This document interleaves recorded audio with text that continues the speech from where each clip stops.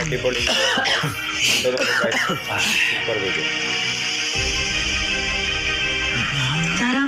അമ്മ ഞാനറിയില്ല, എനക്കറിയാം.